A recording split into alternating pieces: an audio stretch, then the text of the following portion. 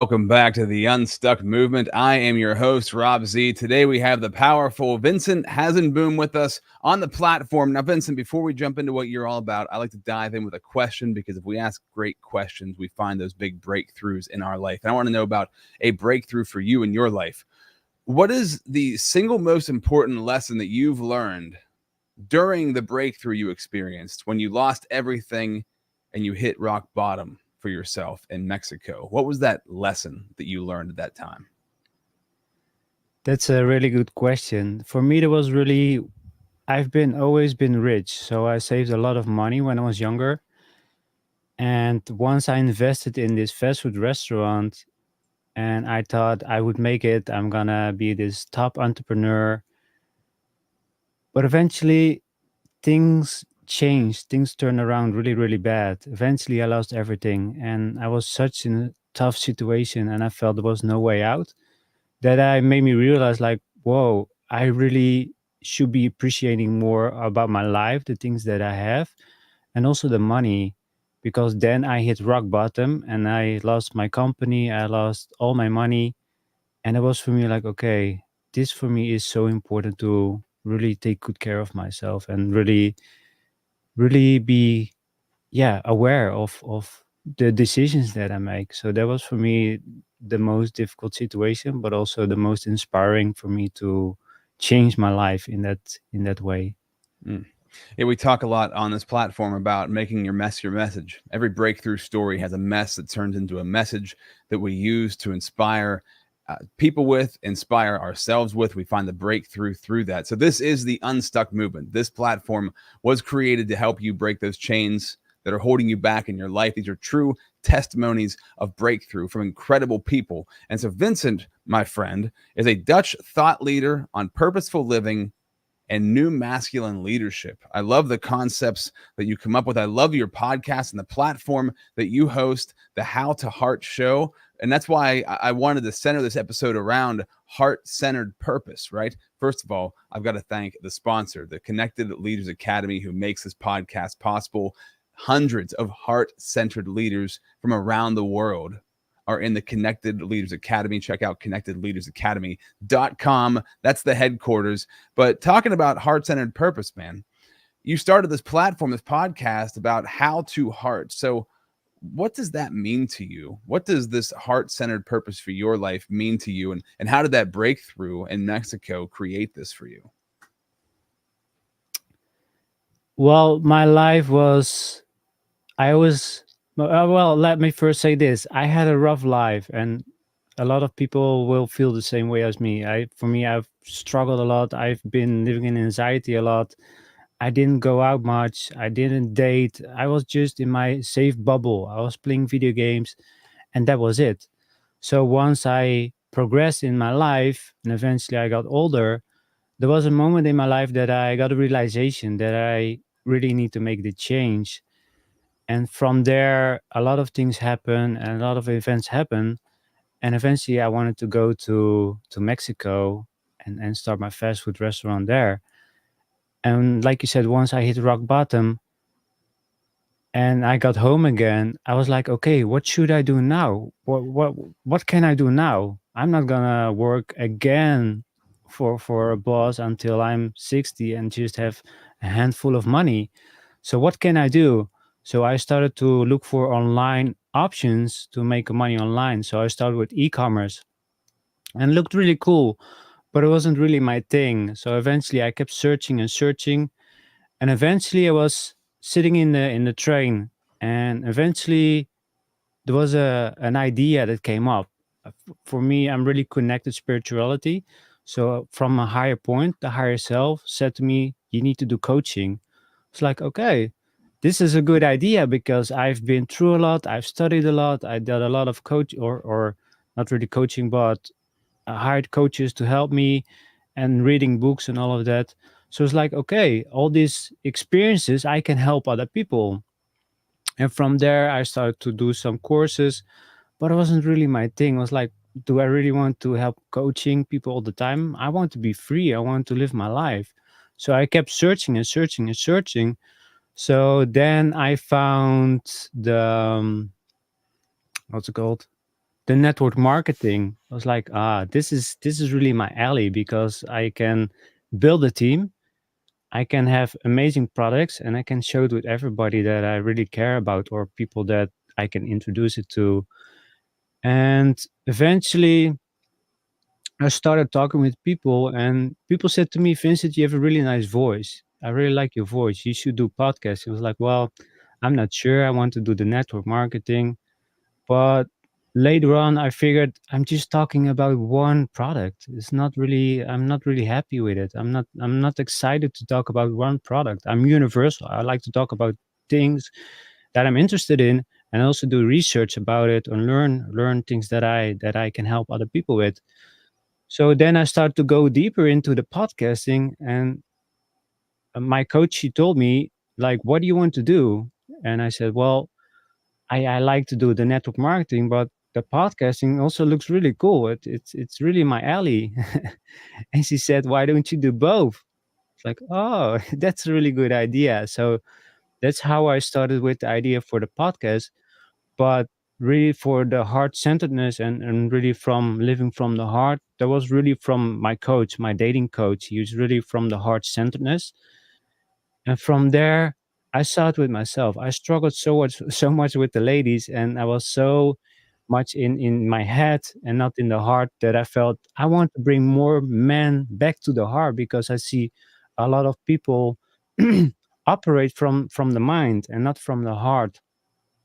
So that was my journey, and also what I see around with happening in the world and the programming and all of that, that I want to bring people back. I want to bring people back to the heart again and listen to the heart, listen to the gut feeling.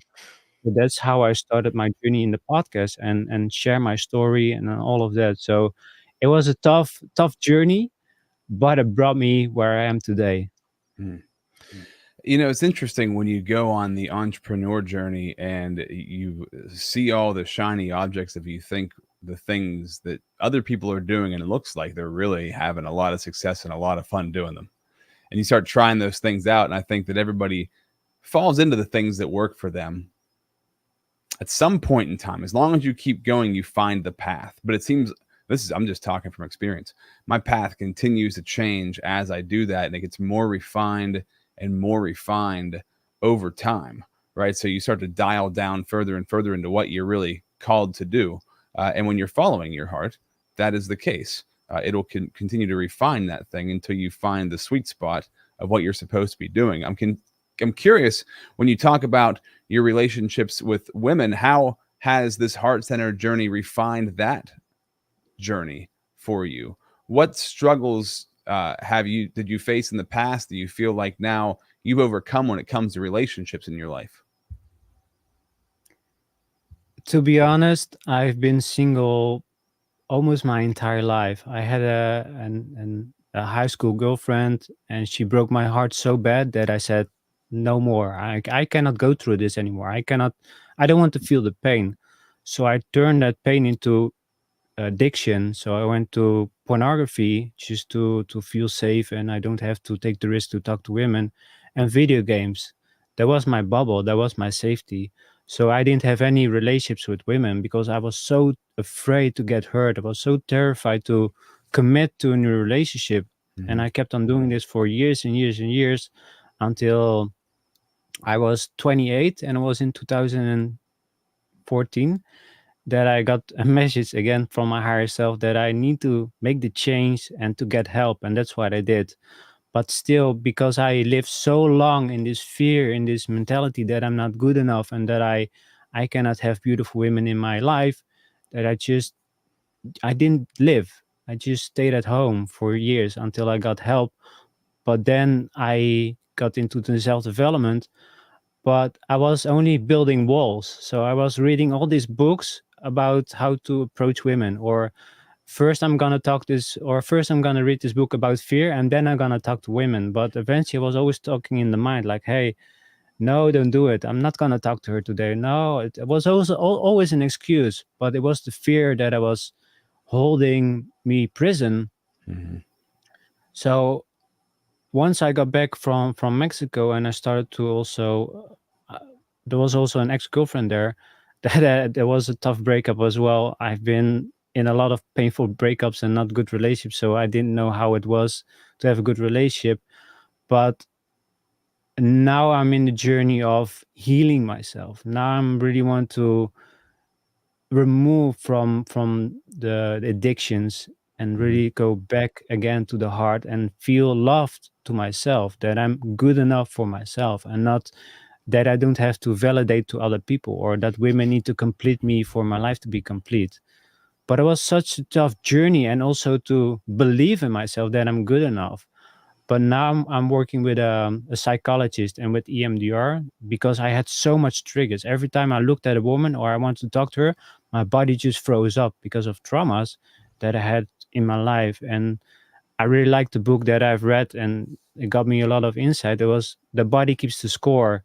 And there for me, there was really the realization that the body, it remembers everything. So Mhm. everything that we go through, all the traumas, it stores up in your body.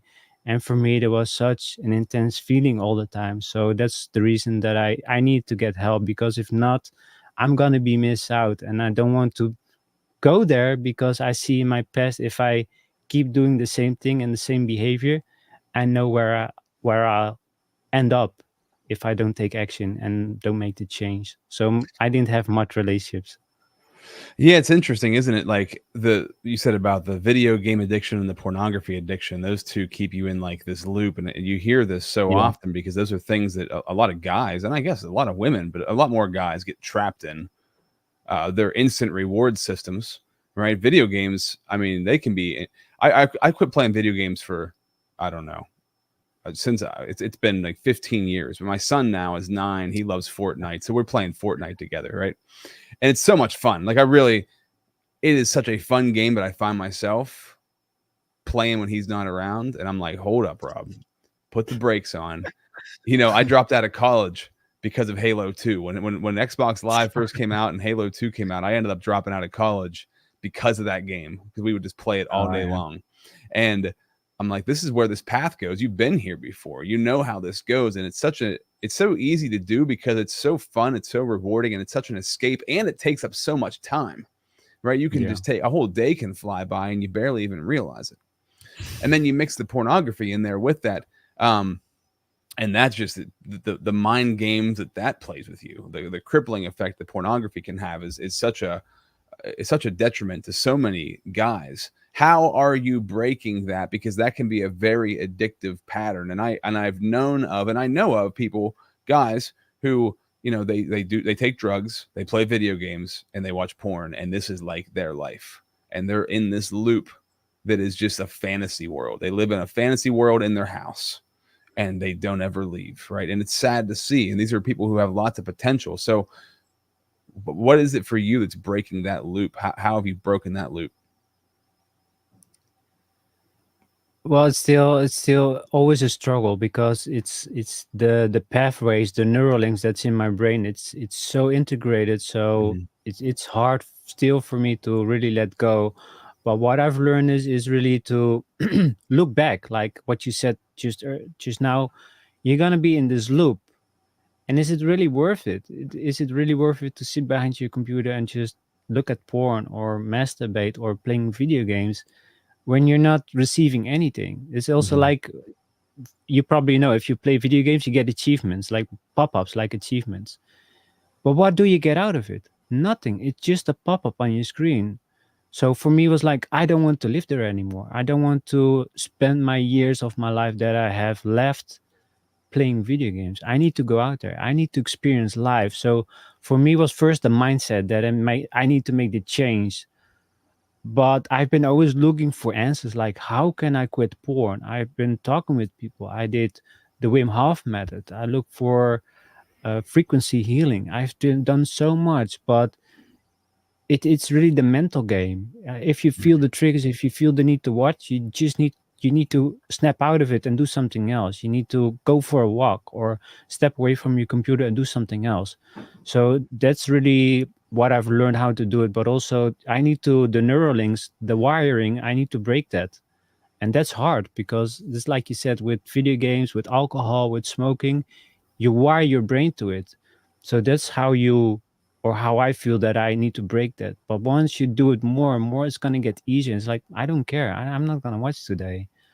But it's really the commitment because, like you said, it's easier to get the quick fix than on long term have actual sex or have an actual fun with people or whatever you want to do in your life. It's Mhm. always the quick fix, and that's also what we wired today with society. We're always the quick fixes. So that's was for me my journey to break free. But I always look, is it worth it? Is it worth it what I'm doing right now? Yeah, and the slippery slope that comes along with that, right? I always have loved the book The Slight Edge. It's, simple daily disciplines. They're easy to do, they're easy not to do. It's easy to not do the things you know you should be doing. Like, it's just so simple. And you can say in the moment this doesn't really matter, but if you continue that thing, the compilation of doing that thing over time is going to lead you to a certain place.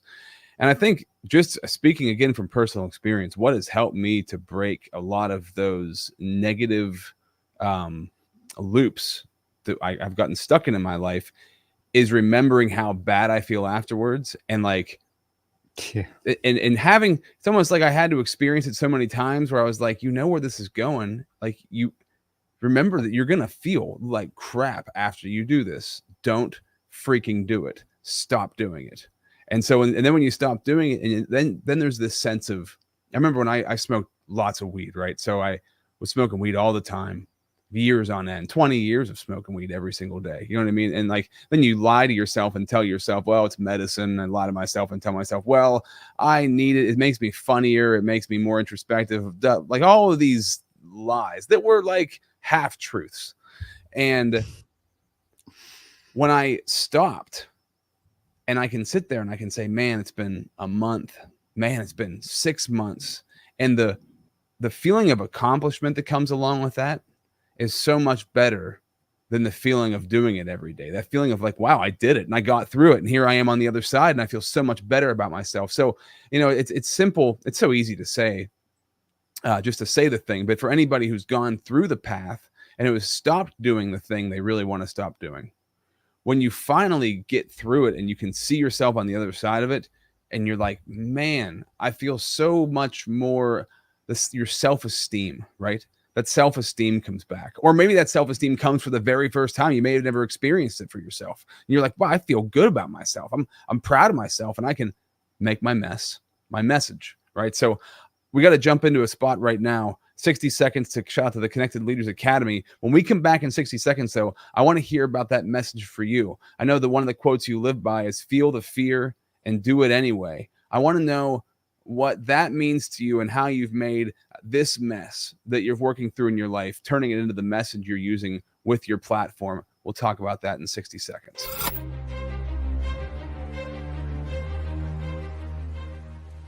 Hi, my name is Jose Escobar, and I'm the founder and CEO of the Connected Leaders Academy. We're a growing tribe, a community of entrepreneurs all over the world, globally, all across the country, high performers, titans of industry. If you're an entrepreneur and you're looking to grow personally and professionally, scale your influence, develop your skill sets, move the needle in your business, more clients, more money, more profit, the bottom line, and of course, grow your circle and your network like never before, this is where you want to be. Join the Connected Leaders Academy today. We are scaling massively. We want to welcome you in. Check me out on Instagram and on Facebook, the @ JAESCO25. We look forward to having you join us. Take care. So, Vincent, what does the quote, feel the fear and do it anyway, mean to you? How have you applied that to your life? To be honest, it changed my life completely. I've seen many people talk about it, but it didn't occur to me to read it. And I really love to do audiobooks. So many times I saw it pass by on Facebook and all these ads or whatever. And then it popped up again, and I felt I need to listen to it. So I bought the audiobook and I started listening to it, and I was just mind blown. I was like, I know what I'm doing wrong now. I'm not taking action. I'm staying in this victim mentality. I, like you said, I was telling myself lies that just this one time, or just I'm gonna quit tomorrow. All these excuses, like, no, I don't want to go there. So I was always holding myself back through fear. And once I listened to it, I felt all these puzzle pieces just click, click, click, click. And I was like, this is it. I need to take action. I need to understand my fear and also do it, because once I felt the fear, I didn't do anything. I was just hiding. I was in this victim mentality. So once I was listening to it, it was like, okay, if I want to get out, if I want to change my life, I have to go through the fear. I have to do it. And what I really like, what she said, what hit me like really, really hard was, she said, in the beginning, when I wanted to teach, I was terrified. I was so afraid that my entire body was shaking. But I still had to teach the people the course, how to overcome fear. But she said, once I did it more, I got comfortable. I felt better. And also she told me, or she said, I had a huge papers full of written things just to remember. But she said, once I did it more and more and more, I just needed one paper. So she said, if you do more, the fear will disappear. But she also said, if you want to do something new, the fear will come back. So there's always fear. And that was for me my highest or my biggest aha moment, that there is always fear. Mhm. I always wanted to remove the fear. I didn't want to feel fear. But what I've learned is, once you feel the fear, it's important to you. It's important to you that you overcome that fear and do the things that you want to do, because there will always be fear. But it depends on me how I go through it or how I see it, because it's just an emotion what I feel. And what I've learned with my psychologist is the voice. It's the brain. The brain is telling me don't do it because it's not safe, because your brain is wired to keep you safe. So there's always these things, but there was always the limiting belief, the fear of not being good enough, the fear of failure. But it doesn't mean anything if I take action and just feel it and do it. So that was for me my biggest. I've read a lot of books, a lot of courses, but this was for me my biggest, yeah, my Bible, if I can say it like that. It was for me my. I cherish this book forever, because it made me realize that I can do so much more if I just feel the fear and do it anyway. Mhm. Yeah, and it goes back to the whole fight or flight concept, right? Like some people, Yeah, fear pops up for them and they run into it. yeah. They fight. Other I people always feel the did that. fear and they run away. And and then there's freeze also, and that was actually freeze, Yeah. where I would freeze up. And it is interesting that most of the time, fear is something. There's certain times in our life where fear is an actual real danger. We could die. Not very many times in your life is that the case. At least most people's lives, like on average, when you feel a fear about something, usually it is an anxiety about a fear of failure or a fear of criticism, fear of judgment, things like that, right? You're usually not at risk of being killed or something along those lines for most people. But knowing every single time when you face that fear and you go and do the thing anyways, you have like this great sense of relief. You're like, oh man, it wasn't as bad as I thought it was going to be. And it never is as bad as I think it's going to be. And the more you can build that muscle, right? Like you said, the neural pathways in there.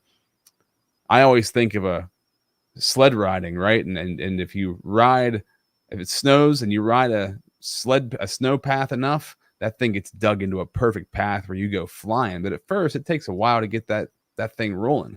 But once you have those things rolling, they really stick. And for yourself, I want to go back to Mexico. I want to. So where do you live right now? I live in the Netherlands. You're in the Netherlands. You decide at age what to go to Mexico and start a restaurant. 28. I'm 30, 37 now.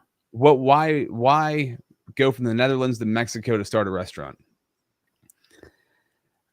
I before I've met my business associate, I I was working a lot, so I saved a lot of money. I had 30 grand on my bank account for saving money. I didn't have any side business. I just saved money. I was not spending much because of fear. So eventually I quit my job and was like, okay, I want to do some more traveling, but I didn't know where I want to go. So a friend, he said, Vincent, you should go to Cancun, Mexico. It's like, well, I'm not sure. Do I really want to go there? It's a long flight, 12 hours. He said you need to go. You're gonna have a blast. Okay, I'm gonna do that. So I went there and I had the best time of my life. I was like, why didn't I go sooner? But I fell so much in love with Mexico that I went back to Cancun multiple times, and then I got introduced to my business partner, and he said, Vincent, I have a business opportunity. I wanted to build a fast food restaurant, but I don't have anybody to invest. I was like, okay, sounds good. I saved a lot of money. Why not? I don't have a job. I lived at my parents' home at the time.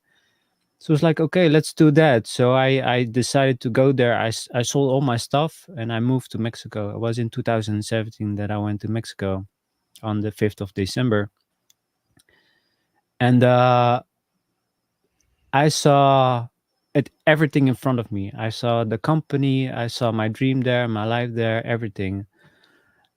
But everything changed because I let everything spin out of control. He was buying things that we didn't need. We were looking for a local for 1 year. I was paying for everything. I was paying for our rent for our house. I was paying his rent for the house that we rented. I was paying for all those things, but there was no return of investment. So I didn't have any job as well. So I was just spending, spending, spending, and I didn't have any money. So on the last was in 2018.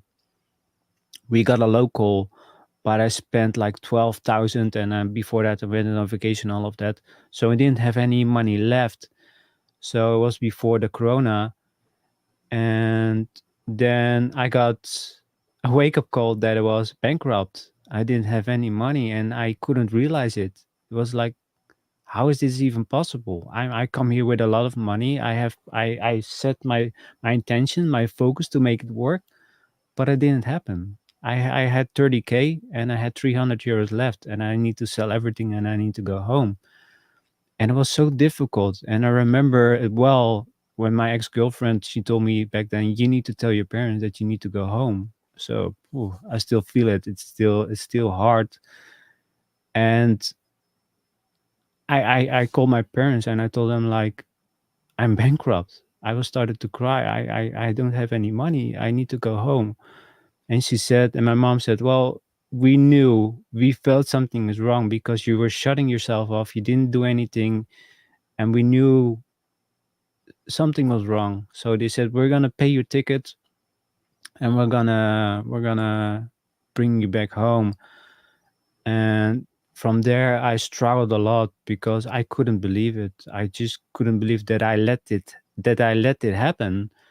I could have said no to him, but instead of I said yes to everything. Also because I'm an old nice guy, the nice guy syndrome. So I said yes to everything, and I didn't set any boundaries. So he just spending the money, and for him was just a product, was just a project for him, just to have fun and show off. But for me, it was my life, my entire life. I put my entire savings in that company. So it was really, really hard, but it really made me realize that it was me. I was blaming them. It's their fault, my ex's fault. But eventually I got realization, and I need to put the mirror in front of myself and see where the blame is. And it was with me.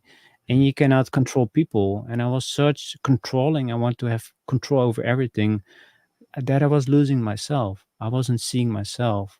And it was really hard. And it was still challenging because it made me realize I have a lot more healing to do and more traumas that I need to solve before I can move forward. But life taught me the lesson that I was put down on my knees. Everything was stripped out of me, but I saw it as a new opportunity. It was a new beginning for me. And I feel like a lot of people don't see that because they look for a way out. And I see so many people looking for a way out, even though it's a bad way out.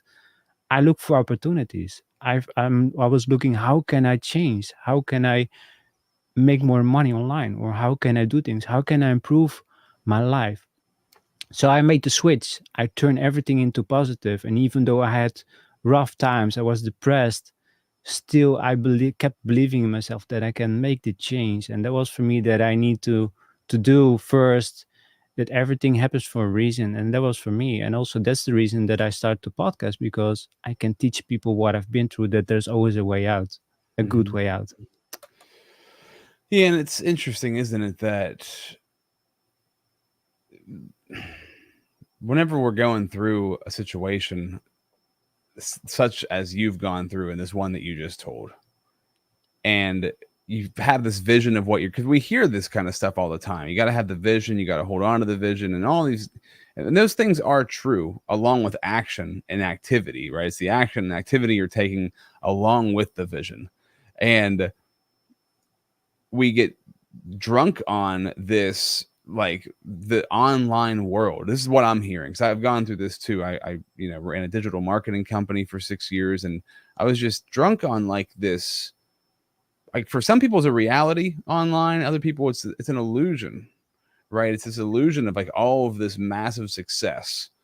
But if you're not aligned to it, and you also, if you haven't grown in the ways you need to grow, right? I think for some people, it's right for them, and those business models are right for them. Other people, but it sounds like for me and you included, there's something more purposeful we need to be doing. Something, we're taking these lessons that we've learned and turning it into a vehicle where we're able to help other people and tell stories, and tell those stories that lead to examples and lead to healing for others. And that's one of the things that I find through the online space. There's so many different ways, hundreds, thousands of ways you can go. But really for you, if you're going to do it right and from the heart, you can really only do it one way, and you have to figure out that way for yourself. It's a journey that we all have to figure out for ourselves. And one of the things I wanted to ask you about what you went through in Mexico, do you feel like because you jumped so far outside of your comfort zone,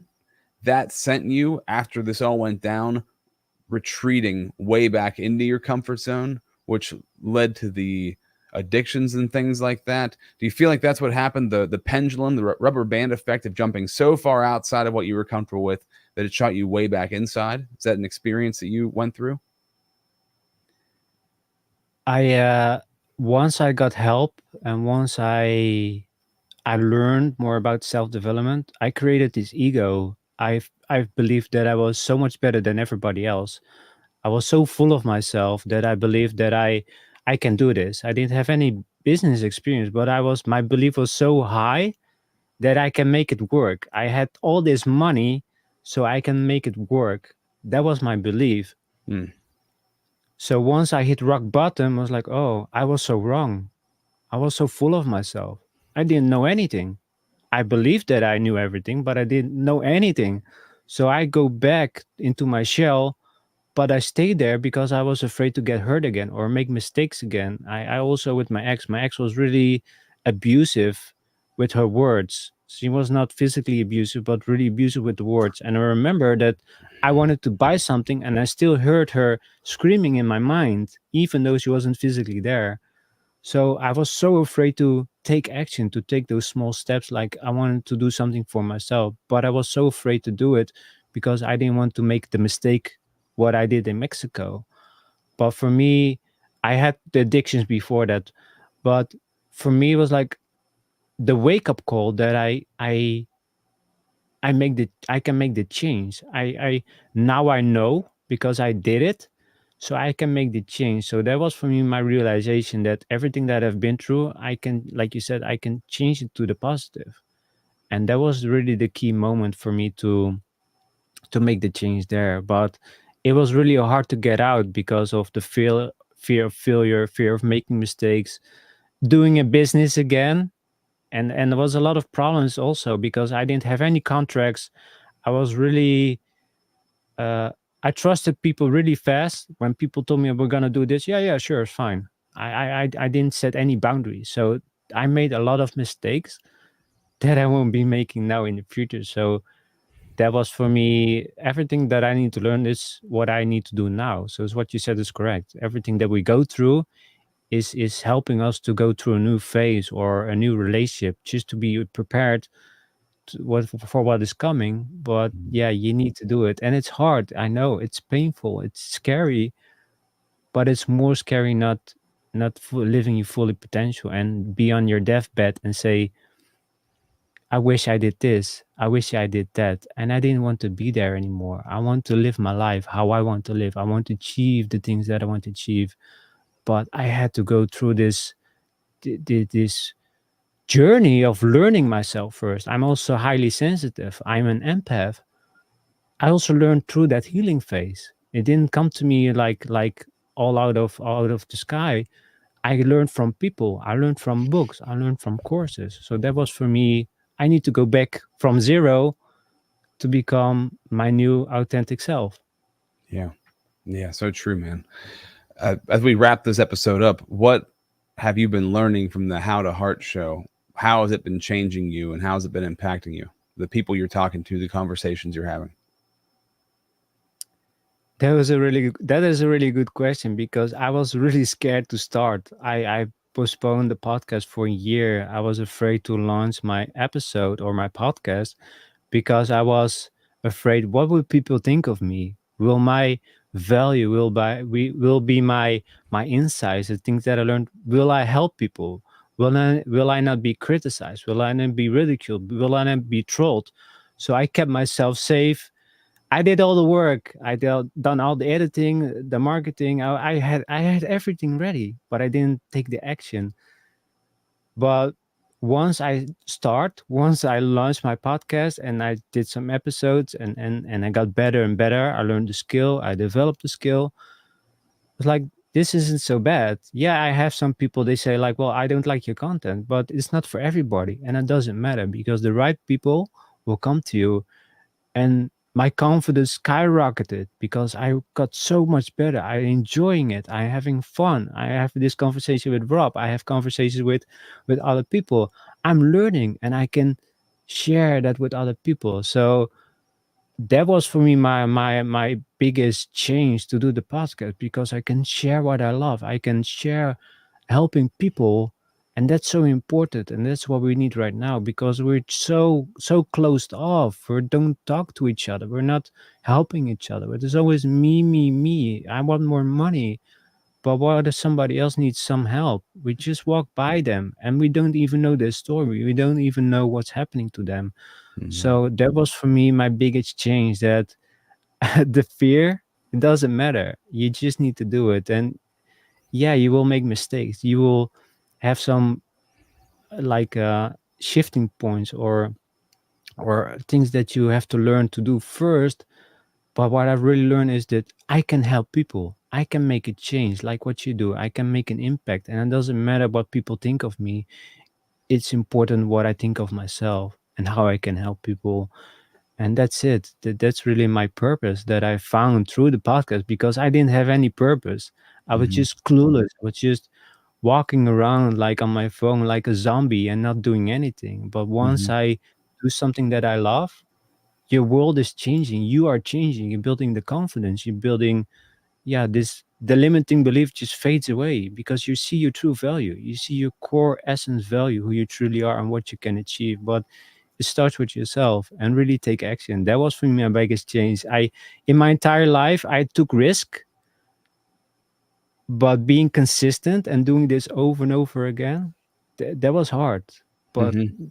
it's you need to do something that you love, or you're not gonna keep going. It's like the same with the network marketing. If talk about one product, I knew I'm not gonna do that for my entire life. So that's why I go to podcasting, because I can love what I want to do. So that was for me, yeah, the heart. It's all in the heart. Everything that you people are searching, people are looking for answers, but all the answers is inside of you. And sometimes you need help from Rob or somebody else, but eventually it's all inside of you. But you have to take the risk, you have to take the step, and it's magical. It really is. Yeah, man, just go for it. I mean, you're not going to figure it out right off the bat, but you're going to have to take steps to figure it out, and you're going to have to put time in to figure it out, and mental energy and maybe financial energy or whatever it might be, right? You have to invest in yourself and continue to do that. And as you continue, Yeah. as you persevere, it will reveal itself to you in the time that it's supposed to. And talk about a great adventure, right? I love the adventure of life, man. And that's what it's all about, like figuring that adventure out and then going on it and putting yourself to that test. Vincent, thank you so much for being a part of the Unstuck movement. Your story's awesome. If they want to find your podcast, how do they find it?